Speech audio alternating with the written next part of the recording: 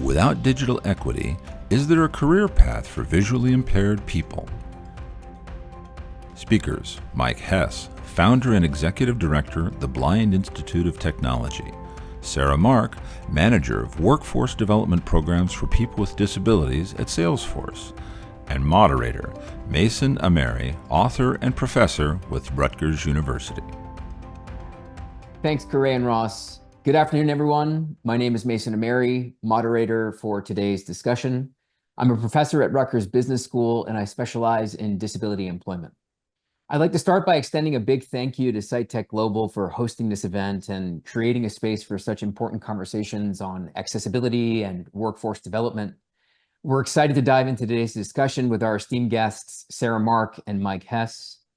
Now, before we dive in, Sarah and Mike, could you each briefly introduce yourselves and share a bit about your background? Sarah, why don't we start with you and then followed by Mike?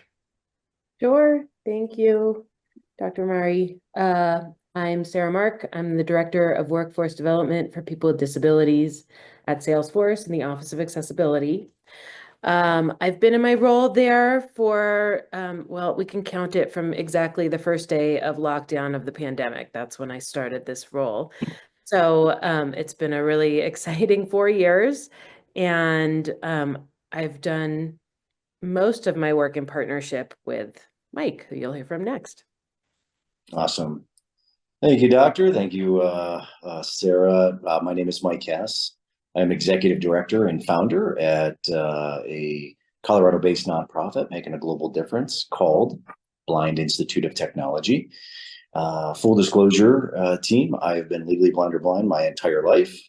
That is why the shades, it's not for the cool factor, although they're cool. So, I've been in tech my entire career, so 30 years plus. And at Blind Institute of Technology, we help professionals with disabilities level up their skill sets within the Salesforce ecosystem, and then ultimately finding them employment in the Salesforce economy. Well, I'm thrilled to have you both here. Each of you is doing important work that embodies business as a platform for change, particularly through using technology for good. So to set the stage, could you share if there was a specific moment early in your life or career that inspired you to pursue the work you're doing now? Why don't we start with Sarah?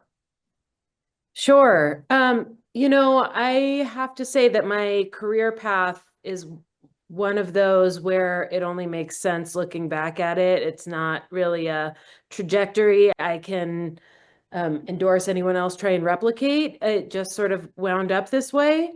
My background actually was in community-based mental health. I was working as a clinician and a supervisor, and then a training director in a number of community-based service organizations. After a while, I started to transition more into that learning and training space, and that kind of led me into career development.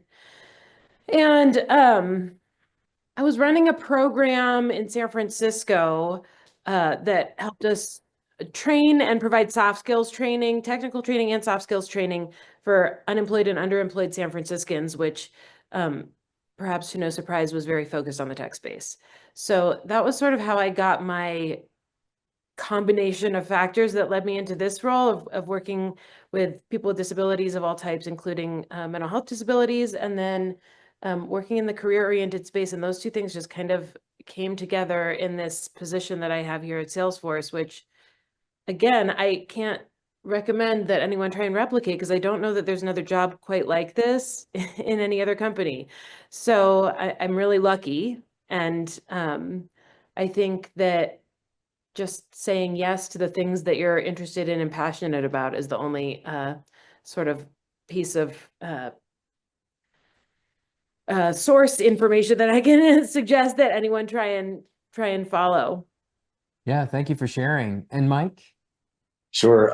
So mine is so again, because I was born legally blind, and then so I was legally blind from first grade on, and I was legally blind before that. However, it was first grade at the school district that I was in Northeast Ohio that they did the testing for, they sent all the kids down in the 70s for the first graders to put your head in some helmet. And that's when, kind of the process of me finding out that my eyesight was where it was. But so I started out legally blind, and then the rest of my eyesight just continued to deteriorate over my life. And this was before, again, this is way before Americans with Disabilities Act, that journey began. And I ended up like in school. Again, integration for people with disabilities looks different depending on the zip code that you live in here in the United States. And so the school system accommodated me loosely with my needs. However, when I was finishing up high school, like I was reading at probably a 6th or 7th grade level, just because the services that I needed to really help me throughout my educational journey, they weren't really there. But I had two teachers, math teachers, that could see that I had affinity for logic and I could do math and that sort of thing in my head. And so so when I graduated, it was actually 1990, and so it was the year that the Americans with Disabilities Act was passed. Well, so what's critical about that is, so IBM was the first tech stack company in the world to actually fully embrace like the Americans with Disabilities Act, and they sent grant dollars to a handful of community colleges across the country.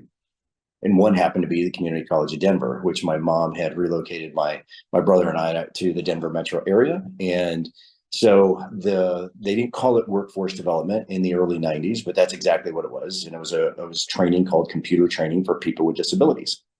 So and I do not have a college degree, although tech is one of those amazing ecosystems and verticals that, through a concept called cert stacking or certification stacking, you could truly build a career.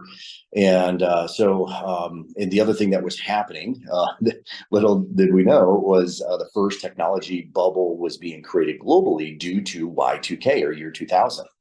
And so like this confluence of, this nexus of all these things happening. And so my first gig in private industry, Fortune 5, Fortune 600 brands, was changing 2-digit date fields to 4-digit date fields. That was a thing back in the day. And so, so if you could spell Y2K and you had any kind of coding skills, like that was the beginning of my career. And I ended up managing, I got more certifications in tech, managed more programs, more projects. But, what was always evident to me, what got me to BIT, was the fact that I was always the token blind person. And quite honestly, like I don't remember anybody using sign language as their primary means of communication. I never bumped into anybody with a wheelchair with my cane. Neurodivergence was absolutely not talked about, let alone other, hidden disabilities like anxiety or depression. Like those are always omitted from conversations in private industry.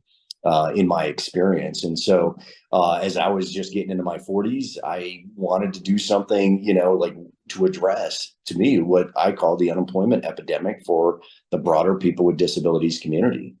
And so it was, after this, talking it over with the support of my best friend and better half, I left my 6-figure income to start Blind Institute of Technology, which addresses the unemployment epidemic for people with disabilities, not only here in the United States, but globally.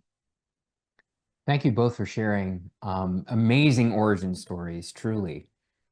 This next question is also for both of you. Why don't we start with Mike first? What do you see as the most significant barrier or barriers for people with disabilities in the job market? And how do your programs aim to address these challenges? Sure. It's stigma perception. Like it's, I'm out there hustling and I travel with my cane and Uber and airplanes. I go anywhere that, organizations will have me. And I do that, again, as the blind guy, getting out of the Ubers, getting into the planes, going to city to city, because of breaking down stigmas and perceptions for people with disabilities as a whole. Right. And so it is, so we as a protected class, so we, the disability community as a protected class, we're the only protected class that has to, and when we're talking, so gender, ethnicity, relationship orientation, all immensely important This is not the poor me Olympics where it's harder to be blind than it is to be, gay or lesbian or a person of color. Like that's not this conversation. This is just with people with disabilities. We are the only protected class that has to ring a very legal nebulous bell called reasonable accommodation. And so you take the stigma and perception and you add it in with this in reasonable accommodation, organizations immediately think risk. And as they should, right? But they're thinking about it from that gatekeeper risk lens, not realizing, like, the vast majority of individuals don't realize that, as a blind person, like, if you're an organization that has Salesforce, Salesforce is the reasonable accommodation. Most people in HR that are those gatekeepers, right, addressing risk from a reasonable accommodation lens, they don't know that. Right. So we got to break down the stigma and perception, and then we got to educate, bring awareness to organizations about what reasonable accommodations are and are not. Fantastic. And Sarah, you? I will double down on what Mike is saying, of course. And, I think I can even take it one step further and say there's stigma and perception, and then there's discrimination and implicit bias that prevents people from actually having the opportunities that they should have available to them. So a big part of what we do is just try and, like Mike was saying, break down those barriers, break down the stigma, improve people's awareness and education about what people with disabilities are capable of doing, the value add that they bring to your company, all of the very strong business cases for hiring plans that are inclusive of people with disabilities, having disability inclusion be a focus of your DEI initiatives. All of those things, I think, are still in the very early inception stages when we think about how companies are addressing this issue or thinking about this issue, or whether or not they're thinking about this issue.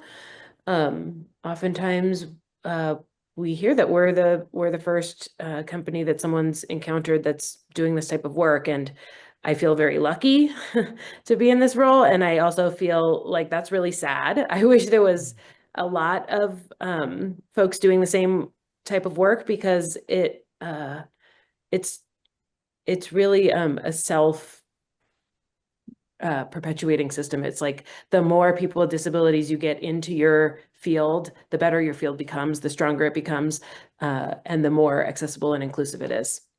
Yeah, I mean, in riffing about Salesforce as a accessibility trailblazer, Sarah, could you tell us about why and how Salesforce has invested in workforce development for people with disabilities in the recent years? Yeah, so well, I guess I can start by saying that equality is one of our core values at Salesforce, and the way that has been proven out is through the creation of the Office of Accessibility, which came about just shortly before I was hired. So that was back in end of 2019, just slightly pre-pandemic. And it was an employee-driven initiative, essentially. So part of one of our BRGs, Ability Force, is comprised of employees at Salesforce with disabilities and their allies.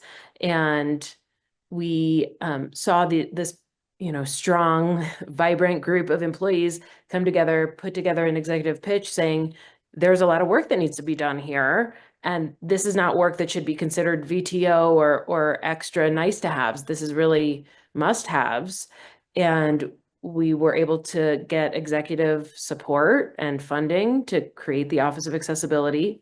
I'll talk a little bit about the Office of Accessibility and what our model looks like, because it's not what people typically first imagine when they hear that. They think product accessibility, digital accessibility, like that we're, running tests for assistive technology users. That's actually not what our department does. We operate in a hub and spoke model. That means we have folks who are tasked with influencing every aspect of the entire company and pushing for disability inclusion and accessibility. So we have someone who's focused on events. We have people who are focused on real estate, folks who are focused on hiring. And then my role is to be focused on the externally facing employment workforce development. So in our customer and partner ecosystem, folks are getting hired to implement Salesforce, and we want those jobs to be accessible and inclusive for people with disabilities. And so then my program also operates in sort of a similar fashion in another hub and spoke model, where we look to influence every aspect of the career seeker's journey. So everything from learning about Salesforce as a career option to the moment of hire and everything in between, we look at to make sure that there are as few or no obstacles as possible, and that it's a welcoming, inclusive, and accessible space for people with disabilities. And a big part of that is just getting the word out that this is a viable career path for people with disabilities, as Mike has pointed out, to address the unemployment epidemic and the disproportionate number of folks who are unemployed or underemployed in the disability community. And, we're hoping that some of our programming can really start to move the dial on that. Understood. Yeah, it seems as though over at Salesforce, disability inclusion is in everything that you do. That's fantastic. And so shifting gears, Mike, in discussing, or rather unpacking, the origins of the Blind Institute of Technology, would you mind sharing specifically how you empower people with visual impairments? How does your approach differ from broader disability workforce programs? And how has this focus contributed to your organization's growth? How I'll address this question is, so and I think this is a kind of fundamental and philosophical difference from kind of how Blind Institute of Technology, approaches everything that we do. So first of all, like, we are the only consultancy agency in the world, great big spinning blue ball, that is completely comprised of professionals with disabilities. It's not just people who are blind, low vision. Like, we work side by side with people who are deaf. We work side by side with people who are bipolar. We work side by side with people in wheelchairs. Right. So we're not fundamentally, philosophically, like, the idea of, again, go back to accommodations. Like, we don't say that we're experts in accommodations. We're just not afraid to talk about accommodations. And when you start with a level playing field, okay, so everything that we do, everything that we've built on, are from a digital equity perspective, right? So that means from our productivity tools, we use platforms like Zoom and Google Meet. Okay, so these technology vendors, okay, have from a communications perspective, from a productivity suite perspective, they've embedded equity into their digital platforms to allow, again, pan disability individuals. So we deliver, like, our business model is super simple. Like, we have an academy. It's an educational forum, and it's completely complementary to people with disabilities across the globe, right? And we level people with disabilities, any disability, up into the level, into the Salesforce ecosystem by leveraging platforms that are already digitally equitable, right? So we're using digital equity to deliver a platform for workforce development that is also digitally equitable, right? Like, so there's nothing difficult. And then, so again, that all, there's nothing fundamentally different from any other educational forum that's out there. Absolutely nothing, except for before we launch anything, like, we actually have this lens of, like, okay, can people who are blind, low vision, can people who are deaf, can people, like, we fundamentally, like, we ask those questions because we want our services to serve this unemployment epidemic community, right? Like, so there's nothing, like, there's no secret sauce. It's just being intentional. That's all we did, was we were intentional with this, so we could serve this amazing, what I call the greatest untapped human potential on the planet, right? So, but there's no secret sauce to anything that we're doing. It's just being intentional about it. And then, so that's our academy. And then that literally like that feeds our apprenticeship model, that feeds our employment model out there. And that's where, again, going back to your first question, our biggest challenge and as an obstacles is not and that's what the world needs to know, right? Is like, okay, so with digital equity, you as an organization are able to tap into this greatest untapped human potential on the planet.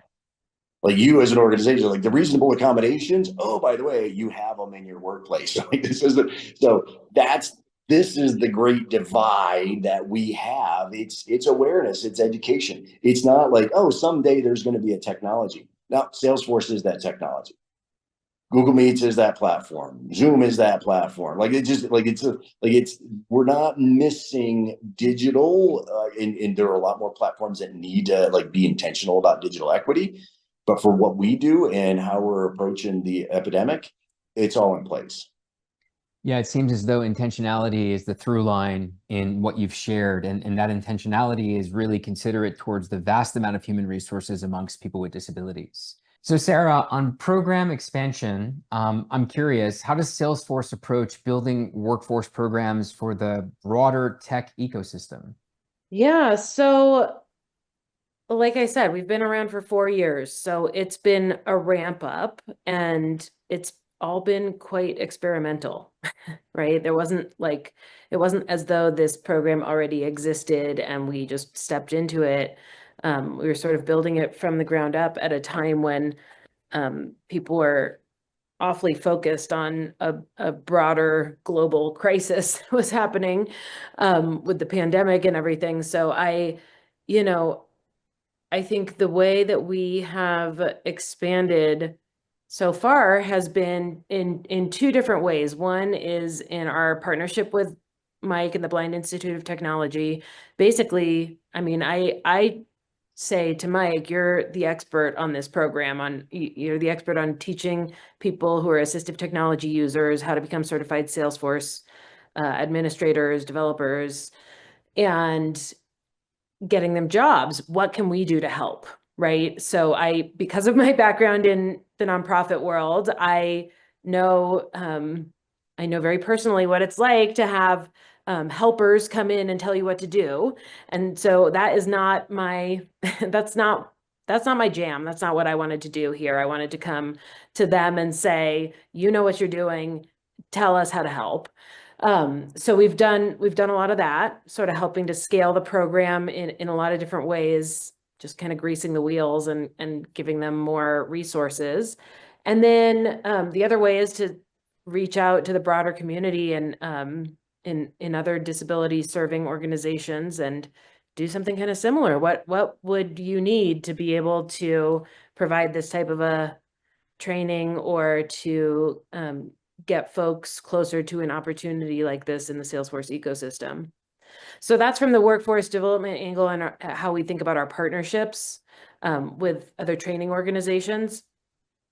And then, of course, there is the side of the house that has to look at product accessibility and digital accessibility. And that, again, like I said earlier, does not fall under the Office of Accessibility, but we work strongly in partnership with our product accessibility and inclusive design team, which does work and focus on product itself, making sure that products are accessible. And when they're not, this is another way that our partnership with Mike pays off. We have a really direct line when something is not working correctly for an assistive technology user. We get to hear about it right away. And I would say probably the first 2 years of our partnership, I was just telling Mike and everyone at BIT over and over again, please don't flatter us. Don't tell me everything's perfect and great. I want to hear about the things that aren't working so that we can raise the attention and awareness to those areas and get them fixed and better and do whatever we can to push that forward, because it doesn't do us any good to pretend like things are better than they are. And, what I love so much about our philosophy in the Office of Accessibility is none of us think we're done. None of us want to hear that we're done. This is all a better, never finished direction that we're heading. And so we're all really open to hearing and talking about the ways that we can improve things. Yeah, you bring up an excellent point about challenges. And I'm curious, Mike, regarding the early challenges for BIT, as you were scaling your organization, what were some of the initial kind of hurdles you encountered, you faced, particularly in helping companies view hiring people with disabilities as a strategic advantage rather than a compliance measure? Well, the amount of challenges and they're ever persisting challenges. It's having a partner, a true partner, and what's so unique about this journey is, so my background was all corporate, and it was all mostly tech, right? Now it was very much from a user experience perspective, right? 'Cause I've been blind, visually impaired my whole life, and but I left to start a nonprofit to address this unemployment epidemic. So a lot of the challenges were, I don't speak nonprofit.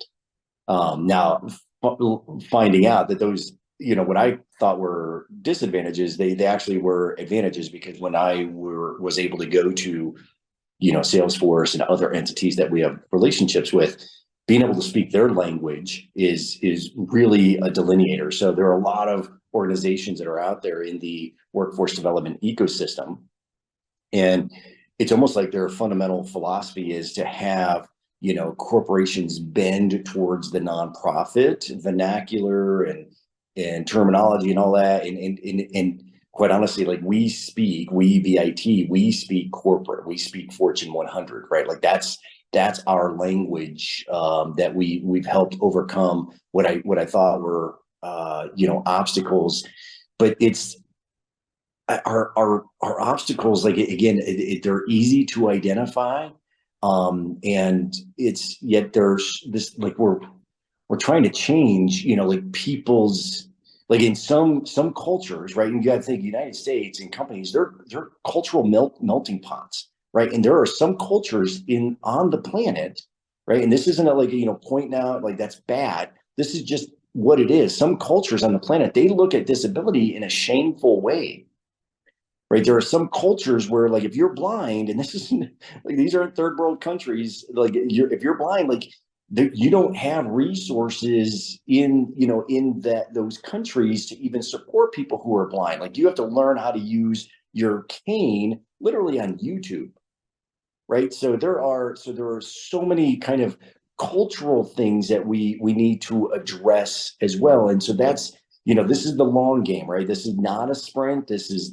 just kind of an ultra marathon kind of, we're chipping away at so many of these components. And to me, how you do that is through success. To me, success will begot success. So we continue to show, like I said, we have our delivery team is like, we're delivering projects to global NGOs.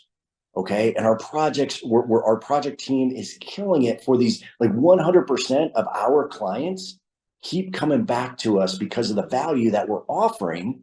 Right. So like, to me, like, having this kind of program where we can share this to the world, that, there are professionals with disabilities in the Salesforce ecosystem that are killing it. Right. So that this is how we continue to, overcome those challenges, because the challenges are so numerous. But it all comes down to, again, some sort of stigma, perception, cultural belief. Like, we have to be able to, like, we just have to stay true to our mission, which is providing professionals with disabilities employment opportunities, and then celebrate those successes. And we, as a nonprofit, like, we have to do a better job at all of that. However, it's this kind of programming, getting the word out there, bringing awareness and education. Like, it's not a lack of talent. It's not like, and yes, Salesforce is not, they're not the perfect digitally equitable environment. We know that, but they're the perfect partner because they're willing to hear when there's blockers. Okay. So it's the difference between saying, like, Salesforce has arrived. Nope. But from an intentionality perspective, they're there. And that's getting more organizations to realize, like, you do this because when an organization, like, truly brings the inclusion lens to the people with disabilities community to retain and recruit talent, to recruit and retain talent, like, we know the statistics are out there, 28% higher revenue. Okay, 2 times higher net operating income. Like, the statistics are there for businesses to truly embrace this, but the information hasn't reached that tipping point yet. Thank you for sharing that. The whole concept of success leading to success, leading to success. It's a contagion, right? It's like it's in a good way. It's this kind of effect that it has where people start to see the true value proposition of people with disabilities. Right. In discussing success, I have questions for each of you. Sarah, for companies to invest in workforce development programs, they need to see measurable impact, right? In kind of referring back to what Mike was saying moments ago. How does Salesforce evaluate the success of its workforce development initiatives? Could you share some key metrics or perhaps success stories that emphasize, highlight, underscore the value of such programs? Yeah, there's so many directions to go with that question. I'm gonna try and keep myself funneled into one direction. But here's what I was gonna say is we know that the ROI is there. We know that in a number of different ways.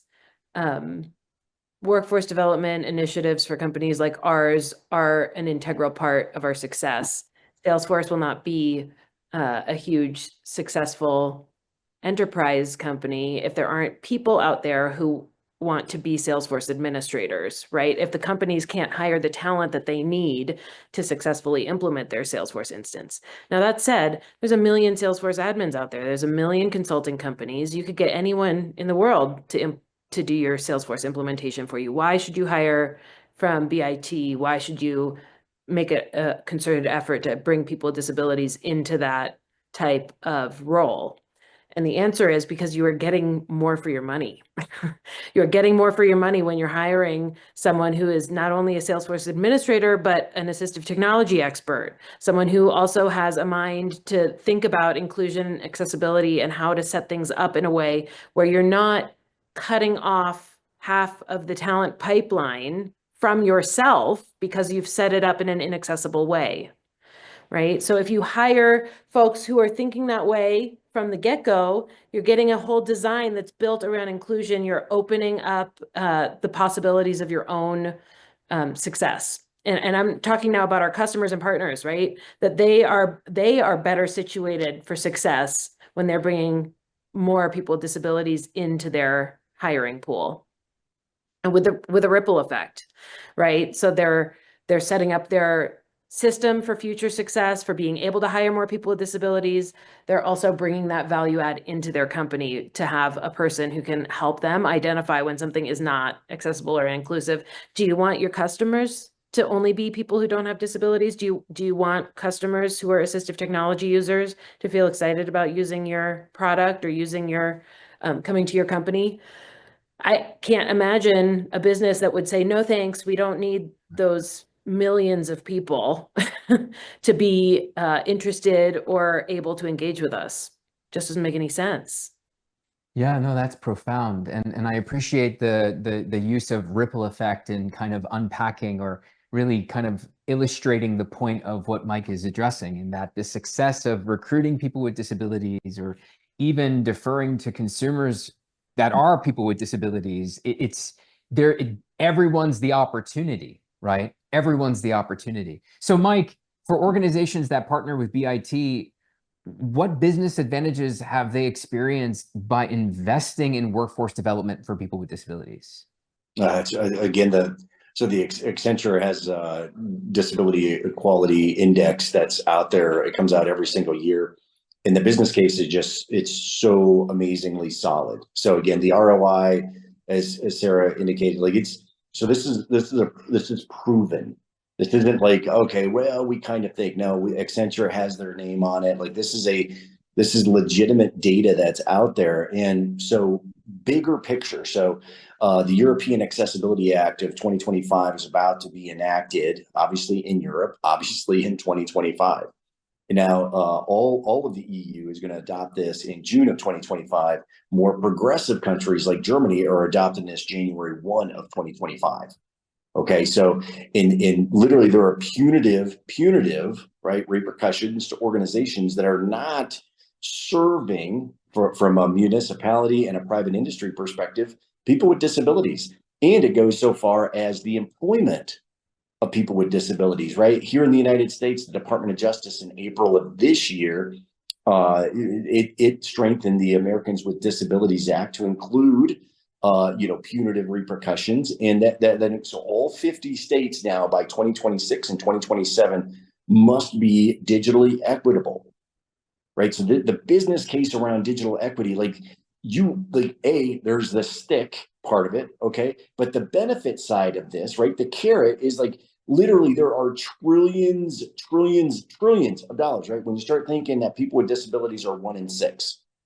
Okay, the disposable income for this community is trillions of dollars globally.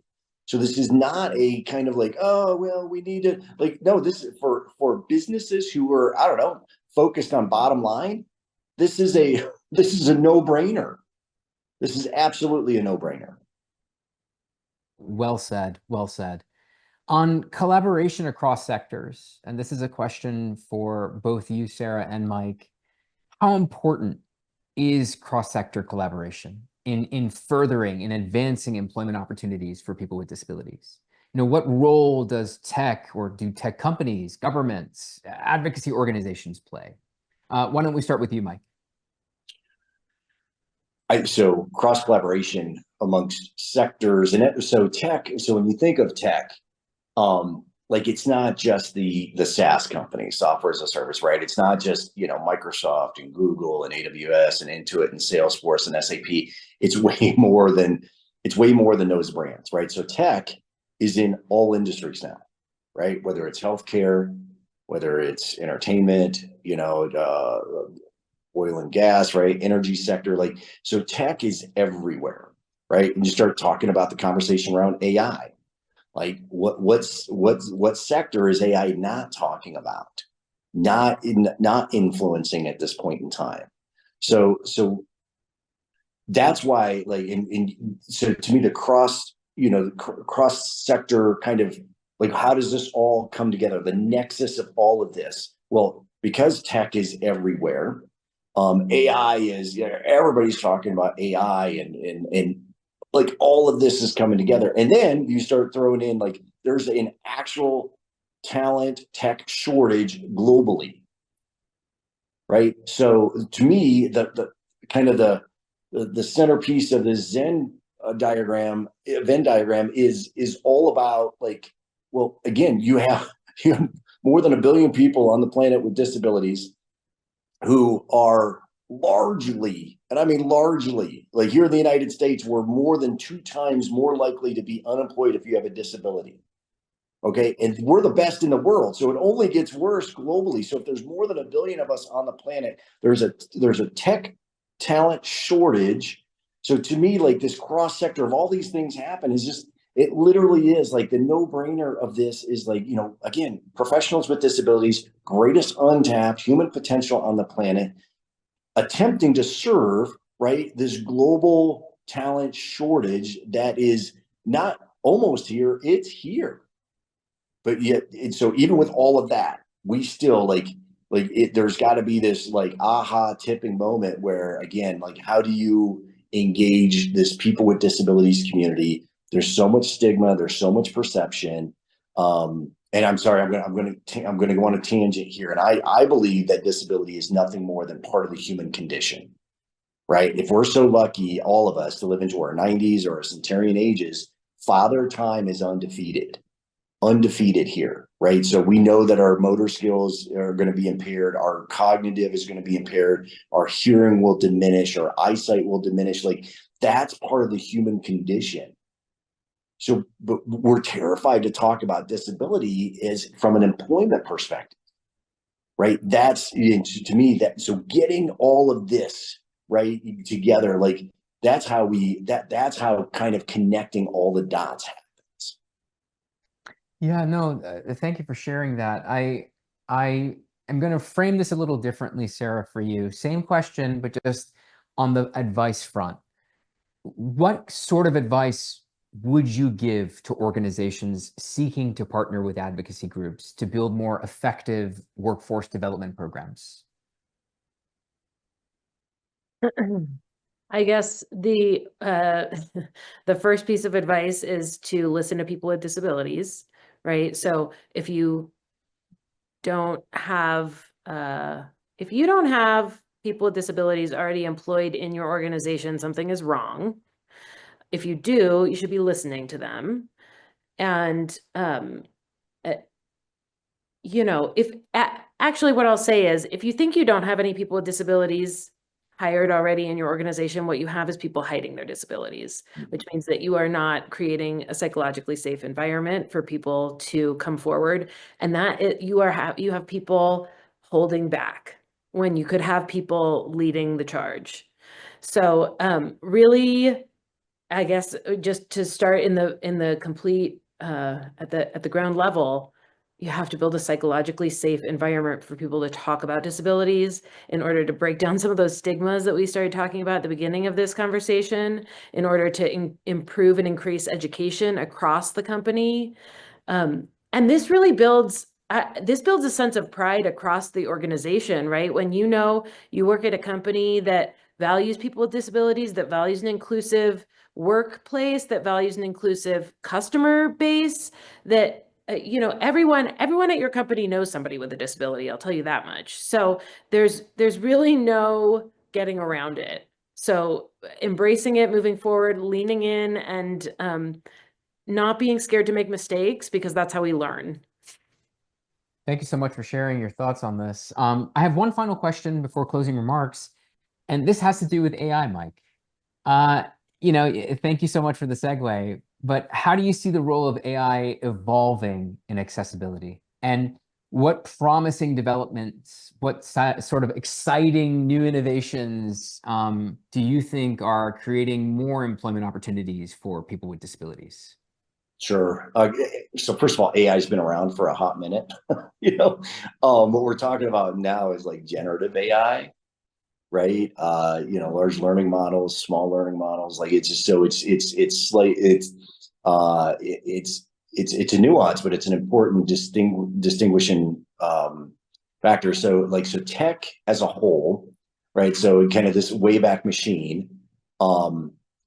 Because first of all, I like to think okay, so how does technology as a whole help not only people with disabilities, society as a whole, right? And this is kind of the intersection of it all with this doctor, and the understanding that okay, so we all enjoy, right, the automatic opening doors in airports and malls, that sort of thing. That technology, okay, started because of the wheelchair community back in the 70s. Okay. Who doesn't enjoy that, right? So fast forward to email. Email started because of the deaf community. Okay. Who does not, take advantage of email? Hey Siri, hey Google, hey Alexa, all technologies that were started by the blind community. And yet we all enjoy these technologies, right? So technology innovation comes from, right? Knowing that there's a problem to be solved out there. So good technology, though, is that technology that serves humanity, right? Levels of humanity overcoming obstacles in general. Again, Steve Jobs, every pioneer, savant, so many things he gets credit for, but he made sure that the very first iDevice was inclusive to not just the blind, low vision community, but the pan disability. Accessibility is one of their 4 values that they have posted out there. They've been an innovator of accessibility from the get-go, from the very first iDevices, right? And yet, again, Apple's done pretty well from a business perspective. And if you go to a disability-oriented conference, I promise you, even though there's a huge unemployment rate, it looks like an Apple conference. So AI in today's generative AI, products and how do these products, so Microsoft's Copilot, right? You can actually have Microsoft's Copilot take a PowerPoint presentation, right? Call it a 30-page deck, 40-page deck, and it's got graphs and charts and all this information.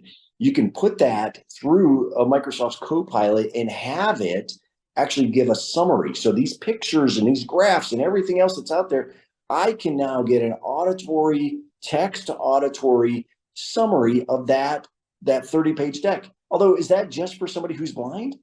How many other individuals would love a summation of a 30-page deck, right? With all those facts and figures and everything else that are in these decks, right? So much information. So technology, like good technology, when it's there to serve humanity, like it serves humanity. And AI is absolutely just a vehicle in that chain of events. Yeah, you addressing universality is an excellent way to end this discussion. Because clearly what's good for people with disabilities seems to be good for everyone. Once again, thank you to SciTech Global for bringing us together today, and a very heartfelt thank you to Sarah and Mike for sharing your inspiring work and insights on creating more inclusive opportunities in the workplace. Your efforts not only open new doors for individuals with disabilities, but also remind us of the transformative power of technology in business. Thank you all for joining us, and we look forward to seeing how these innovative conversations continue to evolve and make an impact. Thank you so much. Thank you.